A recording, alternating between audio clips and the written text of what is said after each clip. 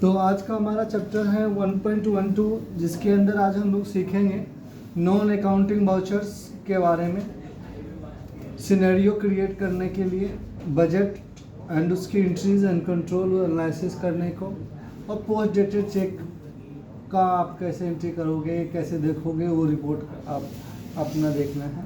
तो आज हमारा 4 टॉपिक है। क्या क्या टॉपिक हैं लिख रहा हूँ मैं, देखते जाइएगा। पहले है आपका नॉन अकाउंटिंग वाउचर्स।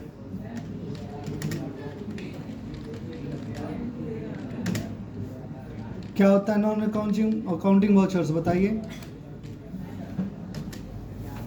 कभी सुना है आप लोगों ने? सब गुमसुम हो गए, नहीं सुने? नॉन अकाउंटिंग वाउचर को हम अनकन्वेंशनल वाउचर कहते हैं। क्या कहते हैं? Unconventional voucher. क्या होता है ये भी नहीं पता? वाह, गुड।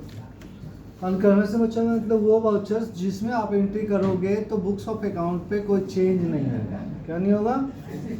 इफेक्ट नहीं होगी।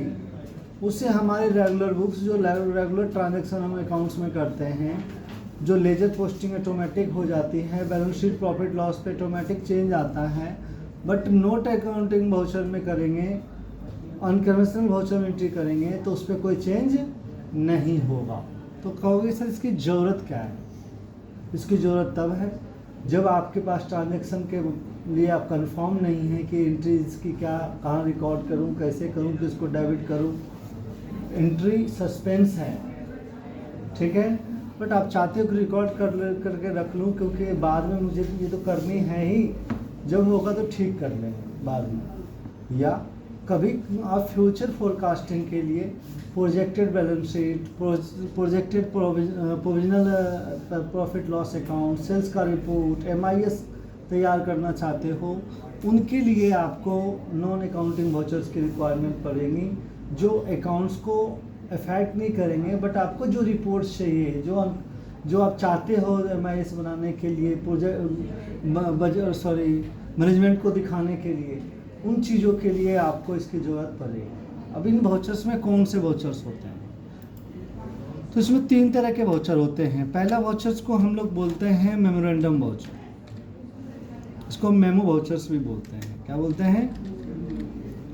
मेमो का मतलब है जो याद रखनी है, मेमोराइज करना है, ठीक है, इसीलिए इसे मेमोरेंडम वाउचर्स भी बोला जाता है। ओके, ये किसके लिए यूज होगा? फॉर सस्पेंस एंट्रीज के लिए, एंड ये तो सस्पेंस एंट्री के लिए करेंगे जो हमें याद रहे, या अनक्लियर्ड एंट्रीज है हमारे पास। अनक्लियर्ड एंट्रीज क्या होती है अपने पास? जैसे कि मैं अभी आपको 5,000 रुपये दे रहा हूं, बट क्यों दे रहा हूं ये मुझे नहीं पता। 5,000 दे रहा हूं, मैं कहना चलो ये 5,000 रुपये नेहरू पैलेस से आप एक ना माउस लेके आना, बट वो माउस कितने की आएगी, आप कब लाओ, उसका बिल क्या होगा, वो हमें अभी कंफर्म नहीं है। तो आप अभी तो पैसा दे रहे हो ना, आप चाहते हो कि मेरे को याद रहे कि मैं 5,000 मान लीजिए कलीम सर को दिया, तो क्यों ये रिकॉर्ड तो कर लूँ जो मैं 5,000 रुपये कलीम सर को दिया है। हाँ, जब वो बिल देंगे, जब वो पता चलेगा माउस कितने की आई, तो फिर एक्सपेंस की एंट्री करेंगे, फिर हम उस अकाउंट को एडजस्ट करेंगे। तो अभी सस्पेंस एंट्रीज हैं और क्लियर एंट्रीज के बारे में हमें अभी क्लियरिटी नहीं है, तो उसकी रिकॉर्डिंग हम कहाँ करके रखेंगे? Memorandum voucher. अब सस्पेंस क्या होता है? ये तो अनक्लियर्ड एंट्रीज थी। सस्पेंस ये होती है कि मान लो आप बैंक स्टेटमेंट की एंट्री कर रहे हैं और बैंक स्टेटमेंट में क्लियरिंग में लिखा हुआ है कि 10,000 रुपये का चेक क्लियर हुआ। अब आप बैंक स्टेटमेंट में एंट्री करते वक्त आपको पता चला 10,000 क्लियर हुआ, बट यही नहीं मालूम है किसको दिया, किस पार्टी को दिया। ये हमारे पास अभी स्टेटमेंट में तो लिखा कभी कभी नहीं आता, सिर्फ चेक नंबर लिखते हैं। अब कैसे पता चले कि ये पेमेंट किस पर्सन को गया? तो आप ये आइदर पहले पता करोगे या अभी आप एंट्री को रिकॉर्ड कर लोगे और जो भी कंसर्न पर्सन है उनके साथ बैठ के पूछोगे, सर ये 10,000 रुपये किसको दिया था? चेकबुक निकालोगे, चेकबुक के काउंटर फाइल से आप रेफरेंस लोगे कि 10,000 किस पर्सन को गई थी, तो तक के लिए तो आप एंट्री रिकॉर्ड करके रखना चाहते हो ना। तो ऐसी एंट्रीज को आप कहाँ रिकॉर्ड करोगे? सस्पेंस में और मेमोरेंडम वाउचर में होगा। कहाँ होगा? ठीक है। जब आपको क्लियर हो जाएगा कि इस पर्सन को हम दिए हैं तो उसको फिर हम रेगुलर कर लेंगे। ये सिर्फ टेम्पोररी पर्पज के लिए है। किसके पर्पज के लिए है? दूसरी वाउचर्स आपके पास आती है, सॉरी, ऑप्शनल वाउचर।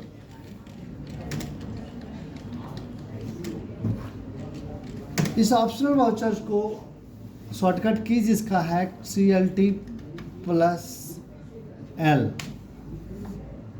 ठीक है।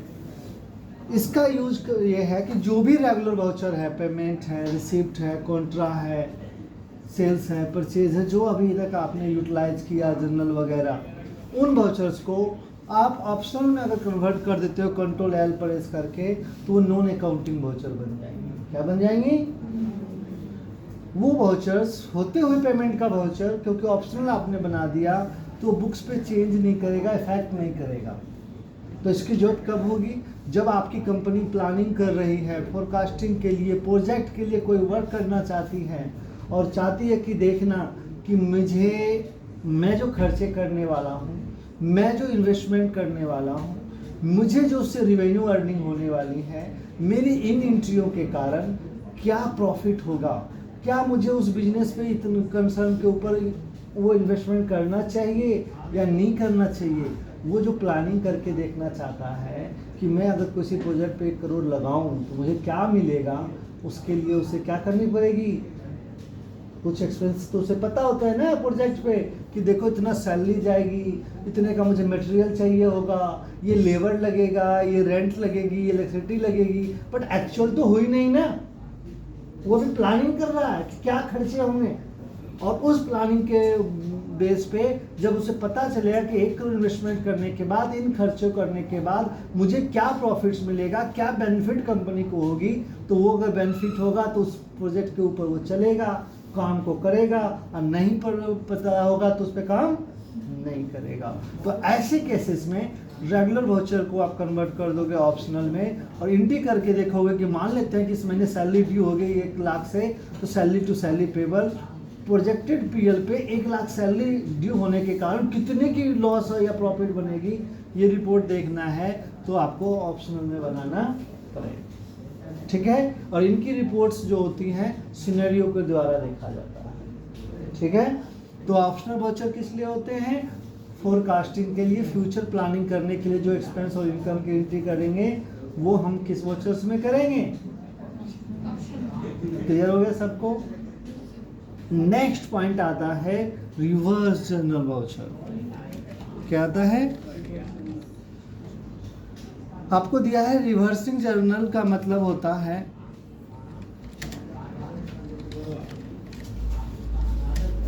रिवर्स जर्नल वाउचर जो हमारी होती हैं, ये भी एक तरह से नॉन अकाउंटिंग ही वाउचर्स हैं, बट इसके एंट्री करने का मतलब, जैसा कि इसमें नाम लिखा है रिवर्स, रिवर्स का मतलब होता है कि फिर से वापस हो जाना। कोई भी काम किए तो रिवर्स गियर गाड़ी में होता है ना, बैक जाने के लिए। किस लिए होता है? पीछे करने के लिए। तो इसीलिए कहते हैं ना वापिस आओ।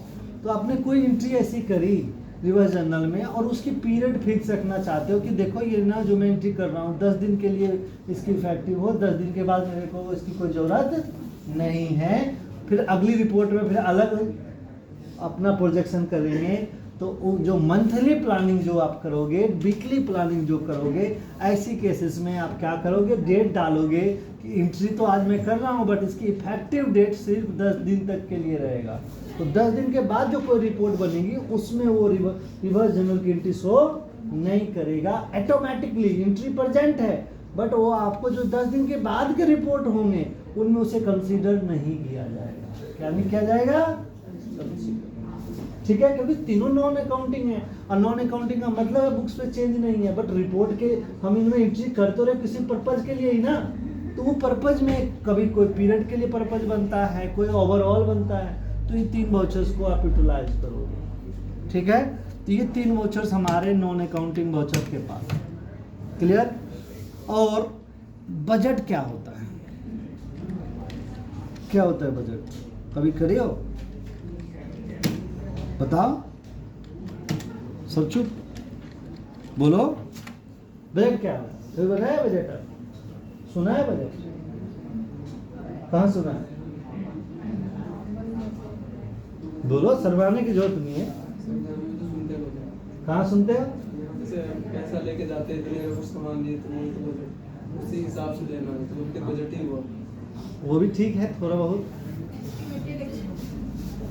हाँ, मतलब सिंपल सी बात है, हम अपना बजट बनाते हैं अपने रिवेन्यू को देख के। किसको देख के?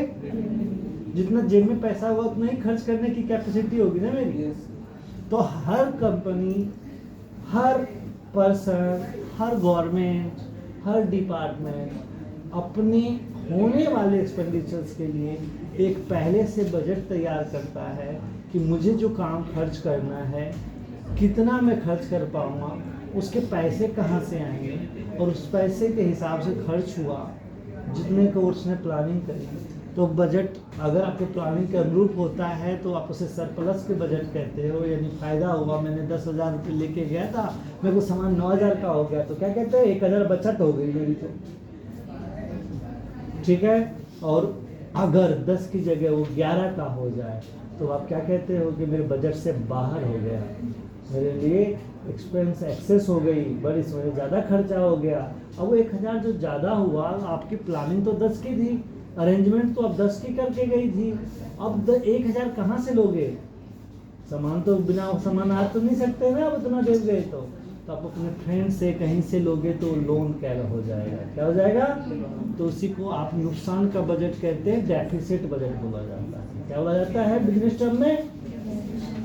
तो सरकारें, आप सुनते होंगे कि आज ये गवर्नमेंट ने कहा कि मेरे कंट्री का बजट इतने लाख करोड़ का है, यहाँ से पैसे आएंगे, मैं यहाँ रेलवे में इतना खर्च करूँगा, ट्रांसपोर्ट पे इतना है, मैं रोड पे ये बनाने में खर्च करूँगा। ये जो प्लानिंग करती हैं, ये किसके अनुरूप करती हैं? रिवेन्यू के अगेंस्ट में बजटिंग बनाती हैं कि उस पैसे को कहाँ कहाँ एक्सपेंस किया जाए। तो अब जो भी बजट बनाते हो उसके एनालिसिस करना कि जो हमने बजट बनाई थी 10,000 की कोई सामान के लिए, कितने के आई, या मेरा बजट कितना बचा हुआ है, वो यूज करते हैं। आपने सुना होगा बहुत से डिपार्टमेंट में सरकारी अफसर कहते हैं कि देखो मेरा बजट खत्म हो गया इस महीने काम नहीं होगा, अगले महीने फिर नया बजट आएगा तो करेंगे। इसका मतलब उन्होंने जो प्लानिंग करी थी उसके हिसाब से एक्सपेंडिचर्स हो चुकी, और वही अथॉरिटी नहीं है उसको काम करना, उसका सीनियर अथॉरिटी जब तक ग्रांट नहीं करेगा तब तक वो एक्सपेंस नहीं कर सकता। तो ये सब चीज़ बजट में आती है। ठीक है। तो बजटिंग आप एक्सपेंडिचर्स के लिए करते हो, but on respect of the revenue करते हो, अपनी इनकम को देख के। ठीक है। फिर एनालिसिस करते हो बजट हमारा सही है कि नहीं है। पोस्ट डेटेड चेक आपका जो चौथा पॉइंट है। पोस्ट डेटेड चेक का यूज होता है, आप जानते हो ना, बैंकिंग टर्म है ये। क्या है? तो चेक हम कभी किसी को कब लिखते हैं? जब हमको उसको पेमेंट करना होता है। तो जब जो पैसा हमारी ड्यू है वो अभी करंट में देना चाहते हैं तो हम उसको करंट डेट का चेक देते हैं। बट अभी मेरे पास पैसा नहीं है, बट सामने वाले को ये डाउट है कि मैं जो इसको पैसा दूंगा, और वो चाहता कि भाई साहब मैं आया हूँ तो मुझे अपना चेक दे ही दो और आज दे दो, मैं पेमेंट आप जब कहोगे ना तब क्लियर करवा देना, बट मुझे आज चेक दे दो। तो मैं अगर करंट डेट का चेक डाल दूंगा और वो करंट डेट में डाल देगा तो मेरी बैंक में अगर बैलेंस नहीं है तो क्या हो जाएगा? डिसऑनर हो जाएगी। मैं उसे कहूँगा कि नहीं, जैसा है मैं अभी आपको 10 दिन बाद का मैं चेक आपको लिख के दे रहा हूँ, 10 दिन बाद डालिएगा। लेकिन आज का लिख के दूंगा तो वो अभी भी डाल सकता है, लेकिन हम पहले ही उस चेक पे डेट कौन सा डाल दिए? 10 दिन के बाद के। तो करंट डेट से फ्यूचर डेट का चेक इशू करने को पोस्ट डेटेड बोलते हैं। क्या बोलते हैं? क्लियर समझ में आ गई? जो डेट अभी आई नहीं उसकी चेक हमने अभी दे दिया, उसको हम बोलते हैं पोस्ट डेटेड। तो वो हमारे बुक में रेगुलर अकाउंट्स में एंट्री तो आज ही हो जाएगी कि मैंने चेक दे दिया, बट मेरे वो अकाउंट में वो इफेक्ट कब करेगी? जब वो डेट आएगा तो। समझ में आ गए? उसके लिए शॉर्टकट की टैली में है, पेमेंट वाउचर में ही जब पे करोगे या लोगे CLT प्लस T प्रेस करोगे। क्या करोगे? Ctrl+T, ठीक है। तो ये चीज़ें आपको यूज करना है। तो टॉपिक कंसर्न समझ में आ गई आपको बुक में भी दिया है, देखो लिखा है memorandum voucher means this is a non accounting vouchers and all transaction made using it will not affect your accounts. Tally does not post these entries into the ledgers but store them in the separate memo registers. You can alter and convert the memorandum voucher into the regular voucher. यानी जब आप चाहो उसको बाद में register से transfer कहाँ कर सकते हो, रेगुलर वाउचर में। When you decided to bring enter your books account, जब आप ये डिसाइड कर लोगे कि उसको एंट्री कहाँ कर, यानी जब एंट्री कंफर्म हो जाएगी तो क्लियर होगी सभी को। तो ये बातें थी। तो अब हम आपको ये एंट्रीज करनी है, कैसे किया जाए, कहाँ से होगा ये एंट्रीज, ठीक है। तो देखिए अब हम टैली में प्रैक्टिकल करते हैं असाइनमेंट के थ्रू। तो आप लोग असाइनमेंट पे आ जाइए जल्दी जल्दी। टॉपिक समझ में आ गई सबको? गुड।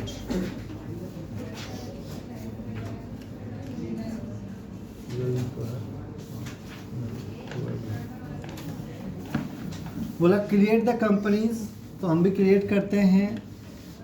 चैप्टर 1.12 टैली क्लासेस, ठीक है। A6 second floor, main Devli road, Khanpur, state Delhi 110060, mobile number 999, ठीक है। No talking, okay clear. इसके बाद आप फाइनेंशियल ईयर ले लीजिए 1420, देन सेव इट। बन गई कंपनी। इसमें आप GST बंद कर दीजिए, फिलहाल आपको जरूरत नहीं है इसकी, ओके। सेव कर लीजिए। अब आप असाइनमेंट के अकॉर्डिंगली लेजर्स बनाने हैं, बना लीजिए। Capital, under capital account amount 2,75,000, then loan from Indian bank. कौन सा ग्रुप होगा इसका? Secured loans 1,22,000, furniture, fix asset 3,26,000 and HDFC bank account. ये अकाउंट नंबर वगैरह यहाँ डाल सकते हो सारा कुछ। अमाउंट कितना है? 91,000। उसके बाद अल्टर करिए क्या प्रॉफिट लॉस को और अमाउंट डालिए 32,000। अल्टर कीजिए कैश को। कभी भी कैश का लेजर बनाना नहीं होता। मैंने पिछली क्लास में प्रैक्टिस करने के लिए बच्चों को दी तो मैंने देखा कुछ बच्चे कैश इन हैंड का लेजर बना रहे थे, बहुत खुशी मिल रही थी। ऐसा नहीं करना, ठीक है। तो ये थी लेजर्स की बात, जबकि हर सेशन में आप क्रिएट कर रहे हैं। अब आप देखिए सेकेंड क्वेश्चन में आपको नॉर्मल बात कर रहा है मेमोरेंडम से रिगार्डिंग। कह रहा है फर्स्ट में company give a cash ₹5,000 to a employ mister Asim Barman to a buy stationery. The actual rent is not confirmed now hence pass the memorandum. कहता अभी हम असीम बर्मन को 5,000 रुपीज़ दे रहे हैं स्टेशनरी खरीदने के लिए, बट अभी हमें नहीं मालूम कि वो कितने की स्टेशनरी आएगी, बिल नहीं पता। तो अभी हम स्टेशनरी में एंट्री तो नहीं कर सकते। तो इसकी अगर बात करें एंट्री करना है मेमोरेंडम में तो उसके लिए F10 प्रेस करोगे। क्या प्रेस करोगे? देन शो इनएक्टिव वाउचर्स करोगे। जब इनएक्टिव शो करेंगे आप लोग तो देखिए यहाँ पे memorandum vouchers, reverse journals, E1 आ जाएगी। तो आप मेमोरेंडम को एक्टिवेट कर लीजिए। आ गया मेमोरेंडम वाउचर। तो कहाँ से मिली? F10 से मिली। अभी देखो एक्टिवेटेड है, पहले नहीं था तो सो इनएक्टिव किया मैंने। अब नाउ एंट्रीज उसने बोला कि पेमेंट हम कर रहे हैं असीम को, तो लेजर बनाइए। मिस्टर का नाम है असीम बर्मन, क्योंकि इट इज़ द एम्प्लॉय, ये कौन है, एम्प्लॉयज़ हैं, तो इसको ना इम्प्रेस्ड बोलते हैं। क्या बोलते हैं? जब अपने एम्प्लॉय को आप ऑफिस के खर्चे के लिए पैसे देते हो और फिर वो एक्सपेंस करके आपको हिसाब देगा ऑफिस का, तो उसे इम्प्रेस्ड बोलते हैं। क्या बोलते हैं? समझ में आ गई? इम्प्रेस्ड मीन्स क्या है? जब कंपनी अपने एम्प्लॉय को ऑफिस के एक्सपेंस के लिए पैसे पेमेंट करता है पहले एक्सपेंस होने से, तो ये फील्ड बॉयज़ वगैरह को ज़्यादा दिया जाता है। तो ये हमारे लिए करंट असेट कहलाती हैं। क्या कहलाती है? एक तरह से प्रीपेड हो रहा है ना पेमेंट, तो क्या हो गया? Current asset. नथिंग, कुछ वेस्ट मत करना। जितना दे रहे हो, कितना दे रहे हो? 5000 टू कैश, बोला ना कैश दे रहे हैं। अब आप लिख दीजिए being paid to Asim Barman for, किसके लिए दे रहे हैं? ठीक है जी। अब आपको कहता है ये तो आप पे किए, अब इसका इफेक्ट देखिए। मैंने एंट्री तो किया, देखिए बैलेंस शीट में करंट एसेट से कैश माइनस हो जाना चाहिए ना बच्चों, लेकिन देखिए माइनस हुआ क्या? ओपनिंग 12 था, अभी भी क्या है? लेजर में देखिए असीम बर्मन कहीं शो कर रहा है क्या? करंट एसेट भी ग्रुप डाला था ना, 5000 दिया तो आना चाहिए नहीं यहाँ पे, बट नहीं आएगा। क्यों? क्योंकि आपने कौन सा वाउचर यूज किया है और वो नॉन अकाउंटिंग है, अकाउंट को कोई चेंज नहीं मारता। तो सर मैं फिर ढूंढूं कैसे? तो इसको ढूंढने का एक कार्यवाही है। तो डे बुक में पता चल जाता है, देखो मेमोरेंडम में किया है।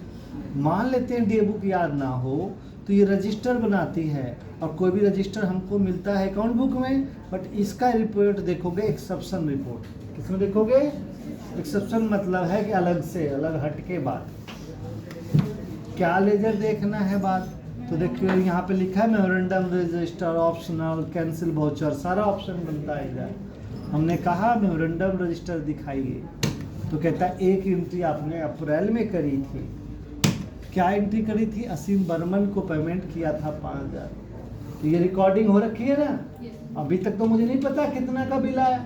अब अगले क्वेश्चन में पढ़िए। अकाउंट सेकंड में mister Asim Burman submitted stationery bill rupees 4600 and return balance amount to the cashier make necessary और इफेक्ट बुक्स ऑफ अकाउंट। कहता अब आप सही एंट्री कीजिए और बुक्स ऑफ अकाउंट को इफेक्ट करना चाहिए। अब तो मुझे पता चल गया ना कि इसमें कितना क्या खर्चा हुआ, क्या बिल दिया। अब इस एंट्री को खोलूंगा जब पता चल जाएगा। जब पता नहीं था का एंट्री करके रखे मेमोरेंडम में, अब मालूम चल गई तो इसको पेमेंट कर देंगे। क्या कर देंगे? जो डेट था उस डेट में कर देंगे, सेव कर देंगे। तो मैंने कुछ भी नहीं किया, पता होने के बाद जो पेमेंट वाउचर होनी थी मैंने पेमेंट में ट्रांसफर कर दी। जब तक नहीं पता था मेमोरेंडम में करके रखे रहे। क्लियर है? अब इसका इफेक्ट क्या हुआ? अब हमारे बुक में देखिए, अभी हमने बिल की एंट्री नहीं करी है बच्चों। अब आप देखिए करंट असेट में असीम बर्मन के अकाउंट से 5000 रुपये दिखने लगा और इवन कैश में से देखो 5000 रुपये माइनस भी हो गया। तो जब मेमोरेंडम में था नहीं माइनस हुआ। जब हमें मालूम हुई कि अब इतने का बिल है तो हमने उसको रेगुलराइज किया, तो पेमेंट किया था इसलिए पेमेंट में एंट्री कर दी, तो वो माइनस भी हो गया। अब उसने मुझे इस 5000 का हिसाब दिया। क्या दिया हिसाब? उसने कहा 4600 का स्टेशनरी आई और जो बच गया आपका 400 रुपये हमने वो आपको रिटर्न कर दिया। तो आप इसकी एंट्री करोगे तो बिल आई। तो देखिए चाहो तो आप 2 एंट्री कर सकते हो अलग अलग, और चाहो तो सिंगल करना है तो मान लेते जर्नल में ही आते हैं। उसने क्या बिल दिया स्टेशनरी का? तो लेजर बनाओगे आप, प्रिंटिंग एंड क्या होता है प्रिंटिंग स्टेशनरी? असेट लायबिलिटी क्या होती है? एक्सपेंस होती है इनडायरेक्ट। क्या होती हैं? सेव कर दीजिए। कितना बैलेंस अमाउंट है? 4600। देन क्रेडिट असीम बर्मन पूरा 5000 से कर लीजिए। डेबिट कैश, कैश तो यहाँ आएगा आता है क्या इसमें? नहीं आता है ना, तो आप 4600 से एंट्री कीजिए और यहाँ लिख दीजिए being bill received from Asim for stationer. किसके लिए आया? क्लियर है बच्चों? अब उसने क्या कहा, बिल देने के बाद देखो मैं अभी एंट्री करके इफेक्ट दिखा रहा हूँ, फिर मैं अलग करूँगा, चाहता तो मैं एक में भी कर सकता था। अब इम्प्रेस कर देखिए 5000 का बिल था, सॉरी इसकी डेट 2 तारीख थी, 5000 का बिल था, 46 का इसने स्टेशनरी का बिल दे दिया। अब इसके पास कितना पैसा बैलेंस रहेगी? यही ना लेजर एंट्री होती है। अब इन्होंने कहा मेरे पास जो 400 रुपये है वापस कर दिया मैंने कैशियर को, तो जब वापस कर दिया तो रिसीव वाउचर में आ जाओगे, कंपनी को तो मिलेगी ना पैसा। To Asim Barman credit 400, sorry ज़्यादा हो गया, अब टू कैश अकाउंट, कैशियर को दिया तो कैश ही होगा ना, तो अब असीम क्या हो गया, तो यहाँ ले लोगे रिटर्न बैक कैश फ्रॉम असीम। ठीक है जी। अब आप देखो इसी का लेजर देखो, कैश 5000 आपने दिया, 4600 का इसने बिल दिया, 400 वापस किया, अकाउंट प्रॉपर हो गया। तो ये कब हुआ? जब मुझे क्लियरिटी मिल गई कि मैंने 5000 क्यों दिए, 5000 का कितना बिल दिया और जो बची पैसे का क्या हुआ, तब मैंने सारी एंट्री किया, तो लेजर एंट्रीज हो गई और ये अकाउंट्स को इफेक्ट कर दिया। अब देखो कैश जो 7000 थी अब 7400 हो गई, असीम 0 हो गया और प्रॉफिट लॉस अकाउंट में खर्चे के रूप में स्टेशनरी 4600 शो करने लगी। ठीक है, तो अकाउंटेंट तो काम तो नहीं रोकेगा ना, टेम्पोररी वो अपना मेमोरेंडम एंट्री करके रखेगा। क्लियर है? और मेमोरेंडम का मतलब ये है कि इसको बाद में क्लियर करनी है, बाद में क्लियर है आपको। चलिए, यानी कि हमारा वर्क लोड ना बढ़े, इसलिए टाइम टू टाइम एंट्री हम करके रख सकते हैं। नेक्स्ट क्वेश्चन आपको बोलता है company projected future sales ₹45,000 to Mohan and now pass entry in the optional voucher. कहता है प्रोजेक्टेड सेल यानी कि सेल हुई नहीं है, और क्या एंट्री किसको बेच रहा है? मोहन को। क्या बेच रहा है? सोनी पता। और कहता है इसलिए ऑप्शनल में कीजिए, वाउचर में इफेक्ट नहीं होना चाहिए। तो ठीक है भाई, सेल कर रहे हैं तो कौन सा वाउचर में जाएंगे? सेल्स में। और क्योंकि आइटम नहीं है तो आइटम मोड में नहीं जाके कंट्रोल एस से इसका कौन सा मोड बना लेंगे? वाउचर बना लेंगे, बन गया वाउचर। अब इसने कहा अकाउंट में इफेक्ट भी नहीं करना चाहिए, तो हमने आपको कंट्रोल एल सिखाया था ना ऑप्शनल वाउचर के लिए। तो अब देखो क्या लिख के आ गया वाउचर के ऊपर। डेट आपको क्या बोला? 1 जुलाई। ठीक है जी। ऑप्शनल वाउचर डेबिट किसको करना है? मोहन को। लेजर बना लीजिए मोहन। सन्डी डेटर्स।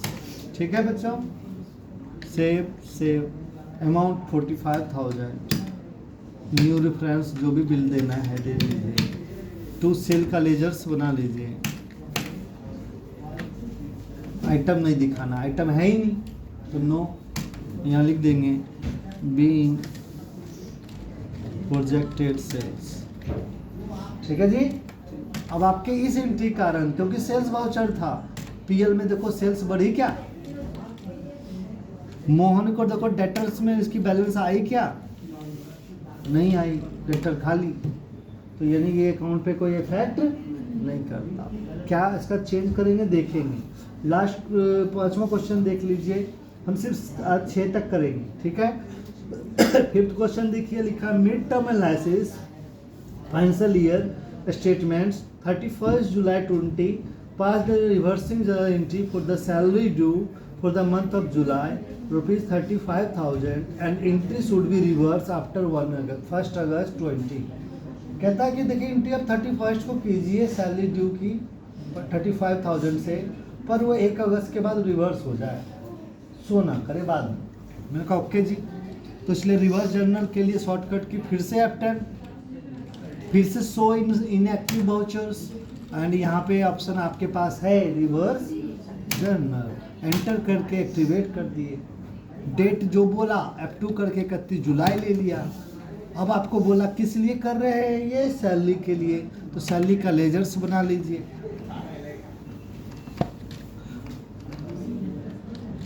सैलरी किस में जाती है? एक्सपेंस में। कितने अमाउंट है? 35 है। और to salary payable. Salary payable किस ग्रुप में जाएगी बताइए? बहुत अच्छी बात, करंट लायबिलिटी। ठीक है। अब देखो ये यहाँ एक डेट पूछ रहा है। क्या पूछ रहा है? किसी वाउचर में अभी तक देखा क्या आपने? तो इकलौता टैली में ये वाउचर है रिवर्स अर्निंग जो कि ये पूछता है कि कब तक एप्लीकेबल होगा। ठीक है। तो हमने कह दिया 1 अगस्त। कब बोला? तो यहाँ लिख दिया बीइंग एनालिसिस किया था ना इसने। ठीक है। ठीक है। तो आप देखो इससे भी बुक्स पे कोई चेंज नहीं आएगा। ये क्या सैलरी ड्यू। अब हम इन सब का मैंने कहा था रिवर्स जनरल ऑप्शन वाउचर हम किस लिए यूज करते हैं? फोरकास्टिंग के लिए, प्रोजेक्ट बनाने के लिए, projected balance sheet profit loss के लिए। तो अब हमारा ये नॉर्मल प्रॉफिट लॉस अकाउंट है, एक्चुअल। हम अब प्रोजेक्टेड लेना चाहते हैं। इसके लिए आप एक सिनेरियो बनाओगे जिसको क्रिएट में जाओगे और यहाँ शो मोर कर लोगे। क्या कर लोगे? अब आप देखो यहाँ एक बजट का भी ऑप्शन आ रहा है। दूसरा ऑप्शन क्या रहा है? अभी हम सिनेरियो क्रिएट करेंगे और लिख देंगे प्रोजेक्टेड रिपोर्ट। कहता है एक्चुअल को भी इंक्लूड करूँ, यानी कि अभी बैलेंस शीट में जो बैलेंस है जिन दूसरे लेजरों का उसको लेते हुए आपकी प्रोजेक्शन भी शो किया जाए। हमने कहा यस रहने दो। कहता है इंक्लूड कौन से वाउचर्स को। अभी आपने किस किस वाउचर पे एंट्री करी? सारे वाउचर यहाँ हैं, बट आपने तो अभी रिवर्स जर्नल पे करी तो आपने रिवर्स जर्नल ले लिया। आपने सेल्स ऑप्शनल पे करी, आपने सेल्स ऑप्शनल ले लिया। और भी लेना है सब ले सकते हो, कोई टेंशन नहीं है। मेमोरेंडम में तो अब एंट्री है ही नहीं, ले सकते हो जो भी सारे वाउचर, उसका कोई इफेक्ट नहीं। ठीक है। सेव कर दिया। तो हमने जिन वाउचर में एंट्री किए हैं वो इंक्लूड करेंगे। जिन जिन वाउचर में एंट्री किए हैं। अब आप रिपोर्ट देखने के लिए जाओगे। बैलेंस शीट देखना है तो बैलेंस शीट, पीएल देखना है तो पीएल में जाके पीरियड पहले लोगे।